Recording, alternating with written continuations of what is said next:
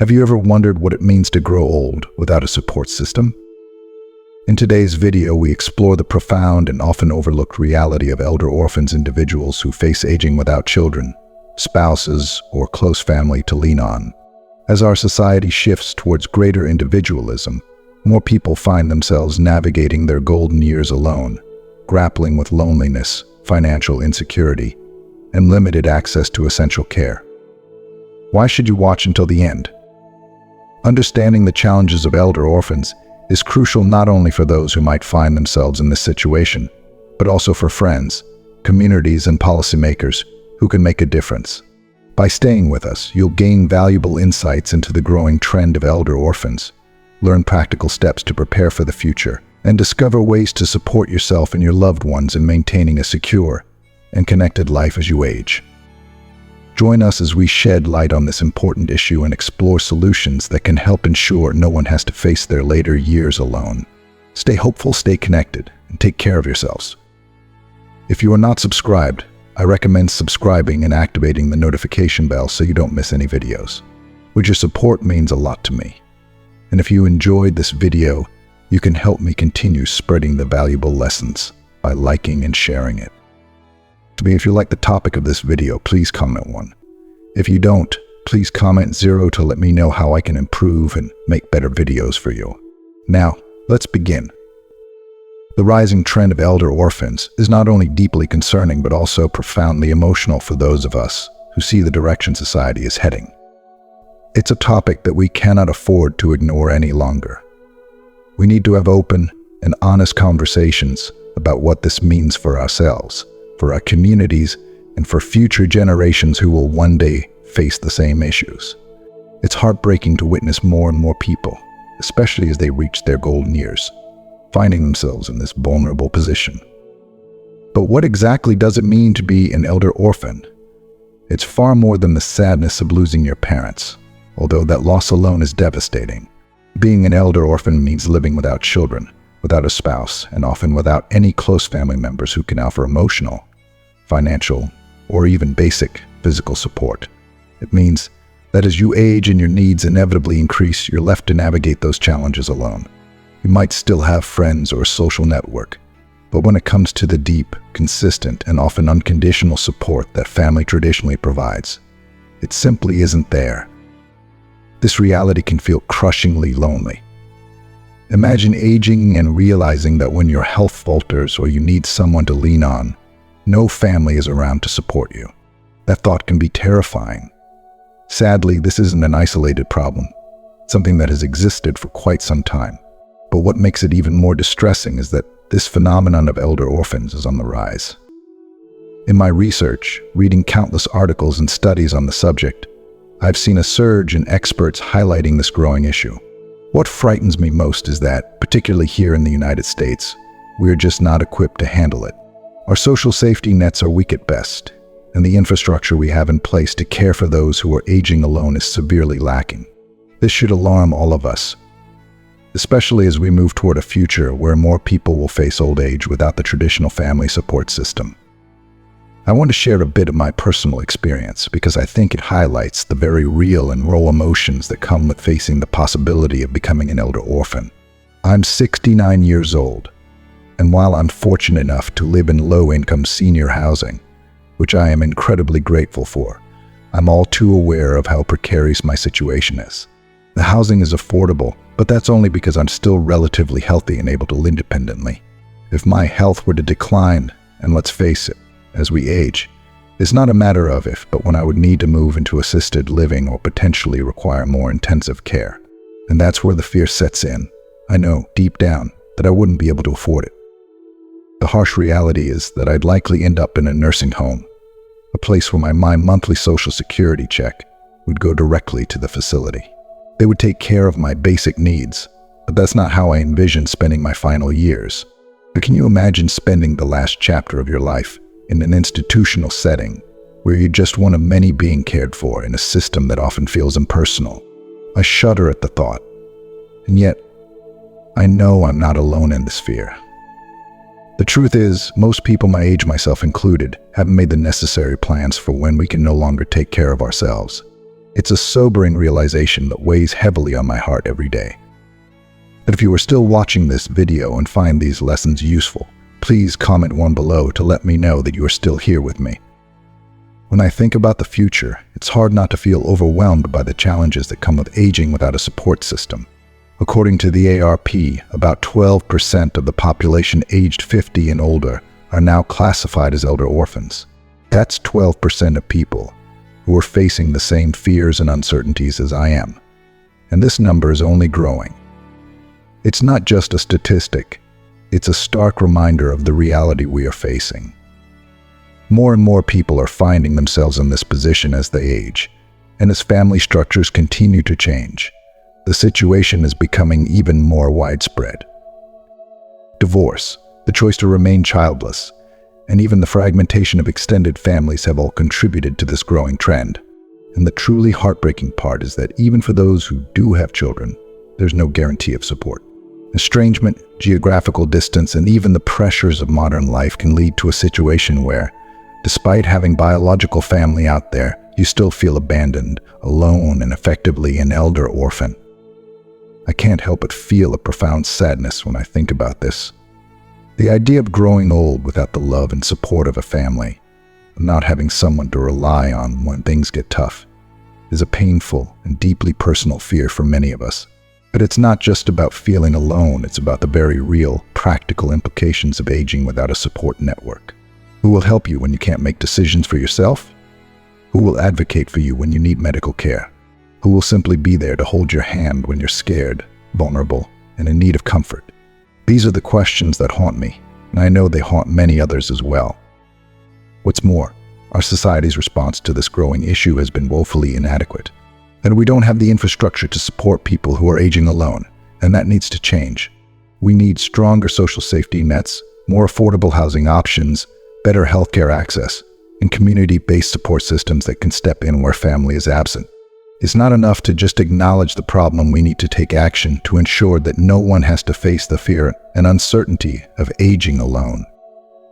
As I reflect on all of this, I feel an overwhelming sense of urgency. We need to talk about this issue, we need to share our stories, and we need to push for changes in how we care for our aging population. Elder orphans are not just a distant problem, they are our neighbors, our friends, and one day they could be us.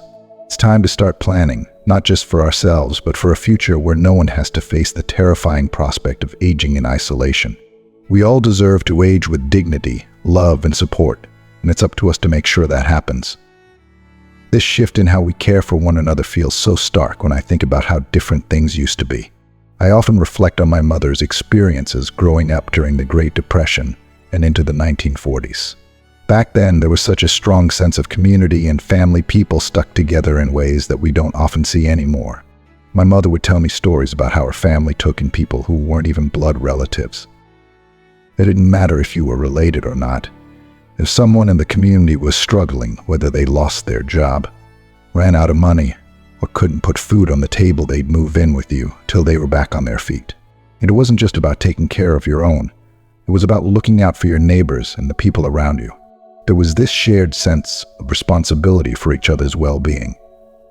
I'm not saying every family operated this way, but it was common enough that people had a safety net, even if that safety net wasn't their own family. There was this deep-rooted sense that you don't leave someone behind just because they're struggling. Fast forward to today, and it breaks my heart to realize that this kind of community support has largely vanished, especially here in the United States. Our culture has become more isolated, more focused on individualism, and less willing or able to care for those around us. It feels like we've lost that sense of shared responsibility that was once so integral to the fabric of our society. People are so focused on their own lives and their problems that the idea of taking in a struggling neighbor or caring for an elderly relative seems foreign. It's a sad reflection of where we are. In many other cultures, there is still a strong, unwavering sense of duty to care for the elderly. In some places, it's seen as an honor, almost a sacred responsibility, to take care of aging parents or older relatives. But here, more often than not, it's viewed as a burden, something to be avoided or passed off to others. That shift in cultural values is heartbreaking. We've moved away from compassion and connection, and it leaves so many vulnerable people without the support they desperately need. When I think back to my childhood growing up in the 1950s and 60s, I don't recall hearing much about older people having nowhere to go. Part of that is because, frankly, people didn't live as long back then. Modern medicine has extended life expectancy, which is a blessing, but it also comes with its own set of challenges.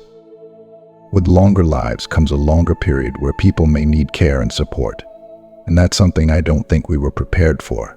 We didn't see the same level of homelessness among older adults when I was younger than we see now. The idea of an elderly person living on the streets is such a disturbing and tragic reality of today. Studies show that a significant portion of the homeless population is now over the age of 50.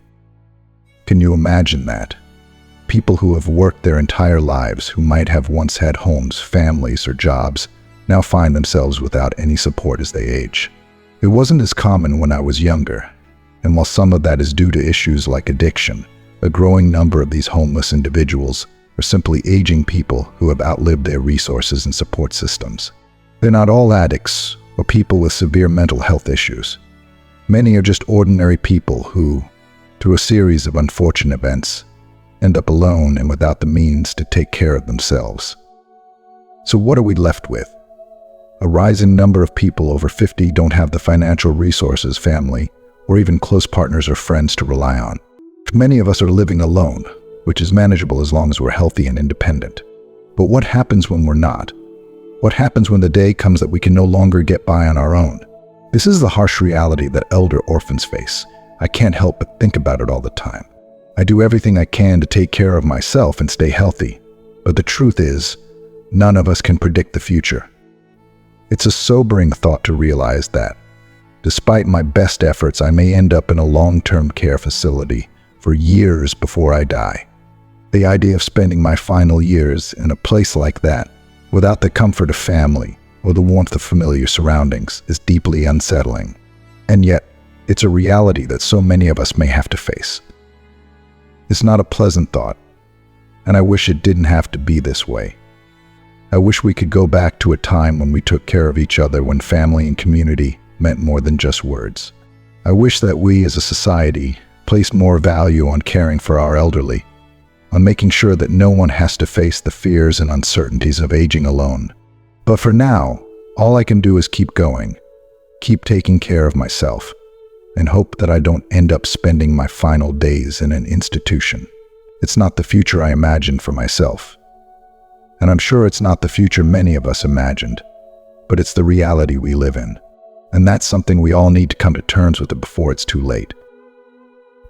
The report from Health and Human Services reveals a startling truth. 77% of people over the age of 50 have not made any concrete plans for their old age. No living will, no power of attorney, no long-term care plan, nothing to guide them through the inevitable stages of aging. And yet, despite this lack of preparation, 70% of us will require some form of long-term care at some point. Whether it's help with daily tasks like bathing and dressing or full-time care in a facility, most of us will reach a point where we can no longer manage on our own. Conditions like Alzheimer's and other age-related illnesses are frighteningly common, and they demand the kind of care that most of us haven't even begun to consider.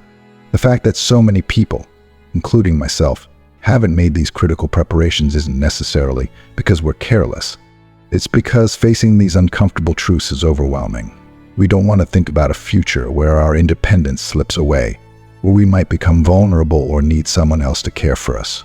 I know I've avoided thinking about it for far too long.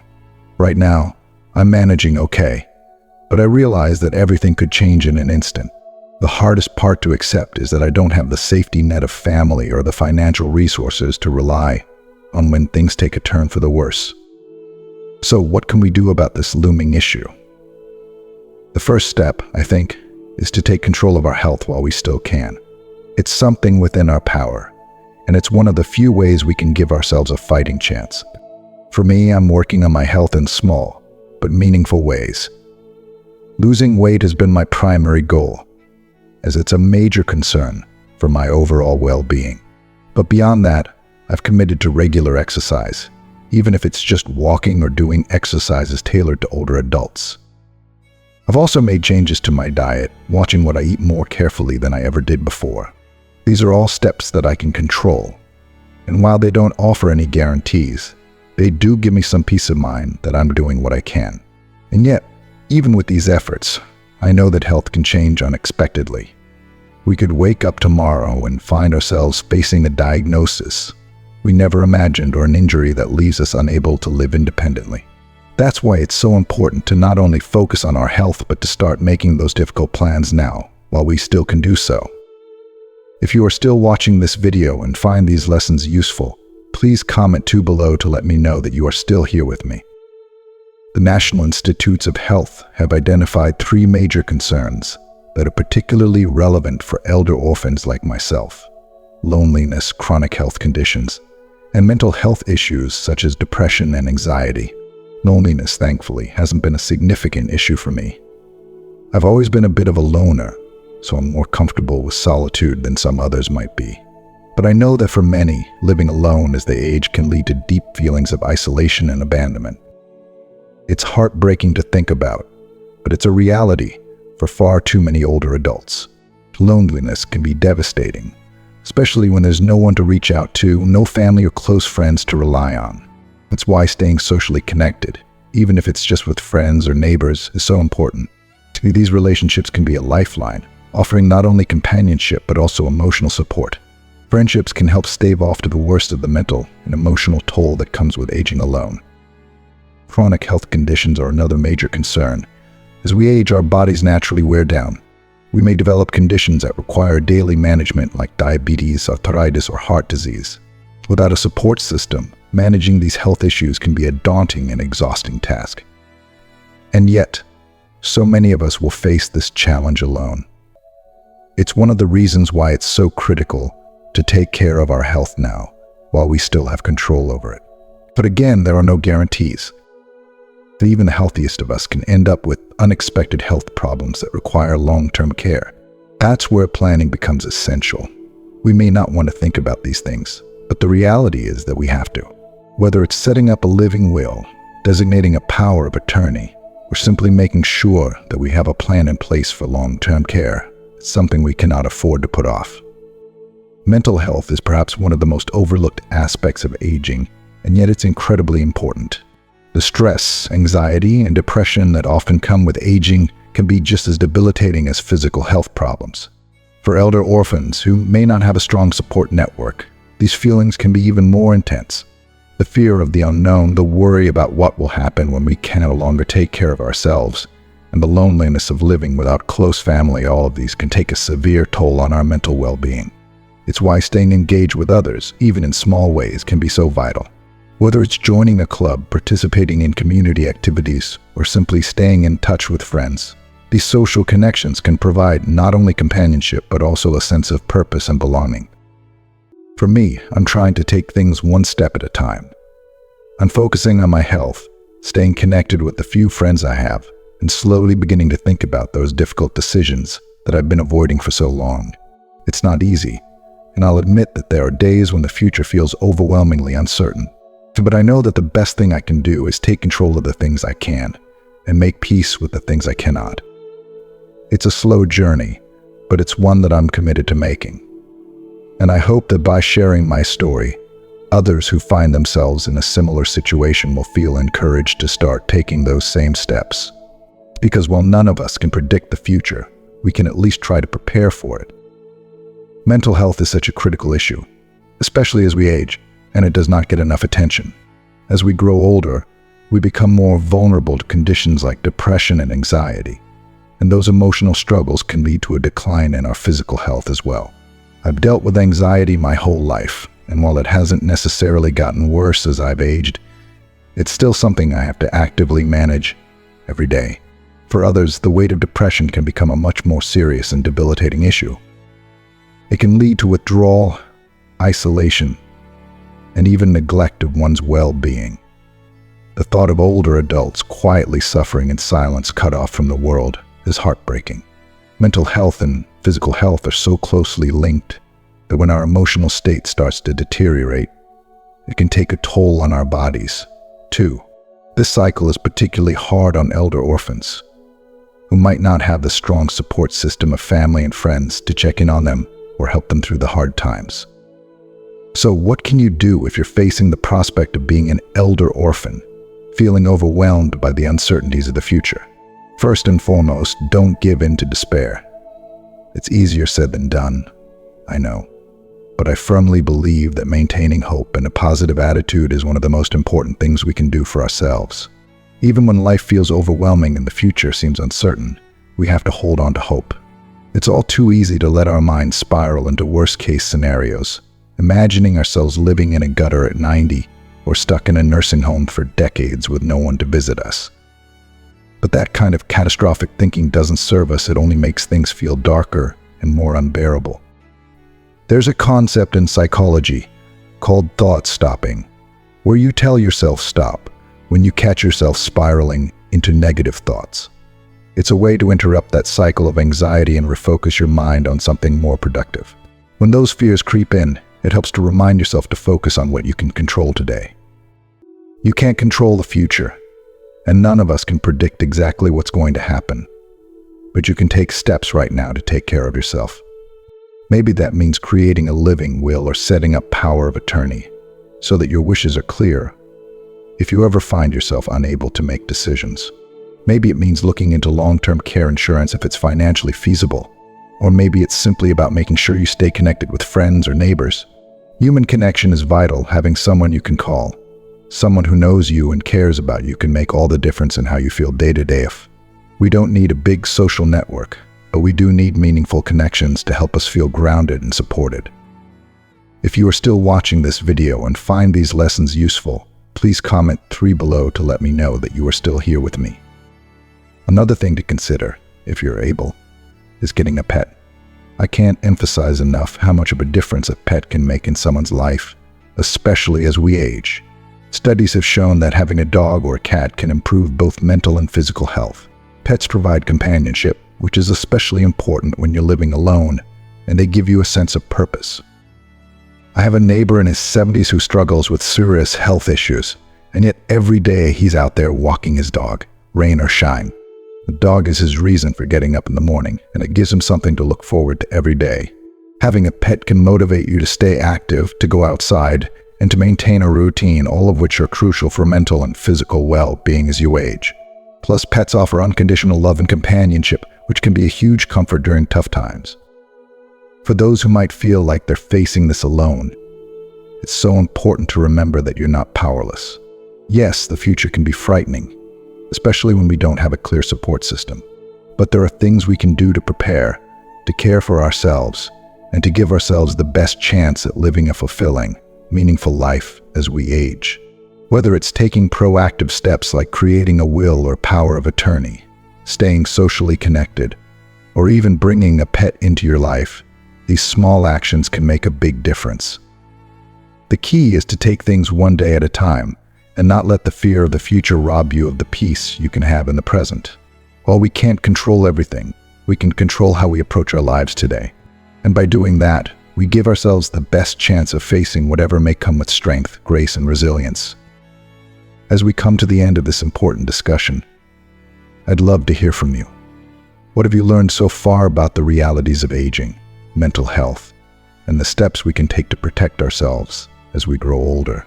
Reflect on one key takeaway that resonated with you, and let me know in the comments below what is one thing you've learned that you're going to put into practice in your own life. If you found this video helpful, please leave your comment below, and don't forget to like, share, and subscribe to our YouTube channel. By doing so, you help us continue to bring meaningful conversations like this to more people. Thank you for watching.